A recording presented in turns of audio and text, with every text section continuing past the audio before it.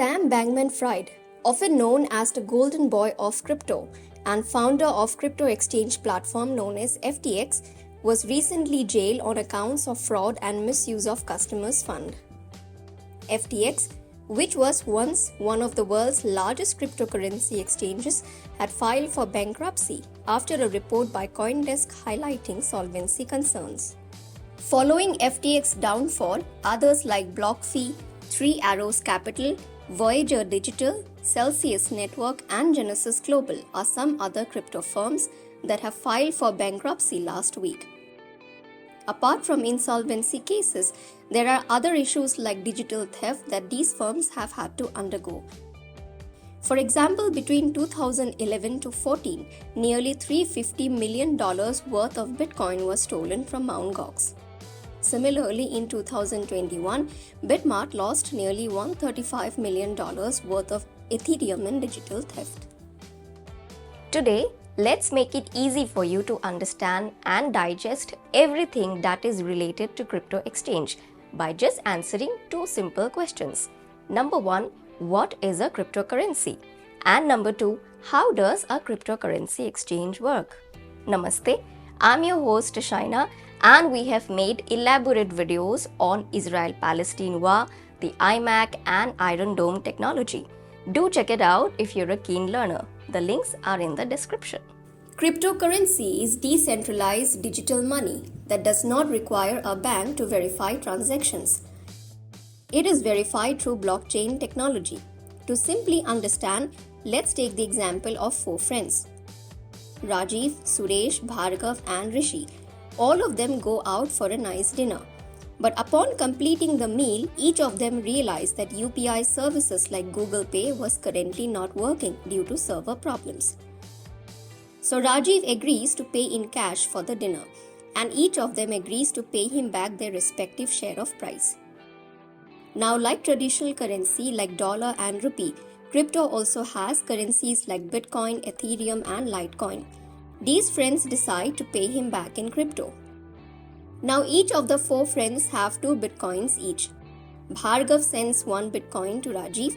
A record is now created in the form of a block, and transaction details are permanently inscribed in the block.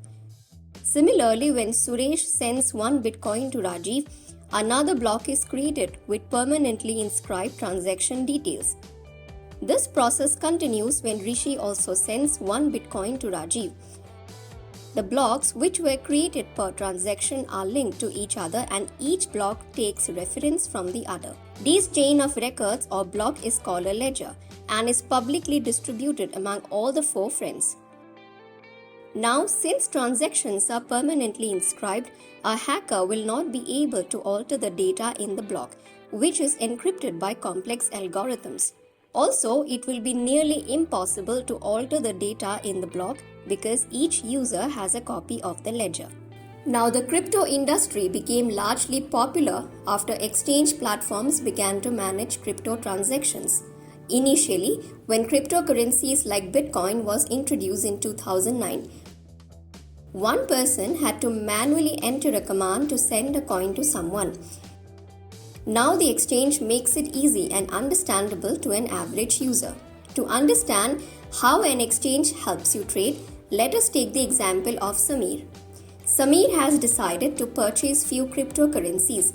He looks in the internet and finds many crypto exchange platforms like Binance and Coinbase.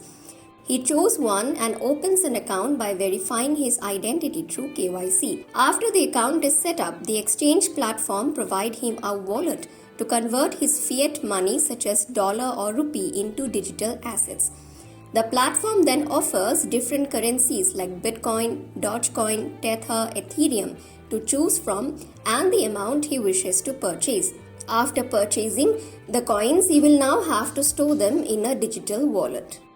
Now every time Samir wants to trade one crypto for another or convert them into regular currency or buy or sell a currency, the exchange will charge a transaction fee, also called as commission fee.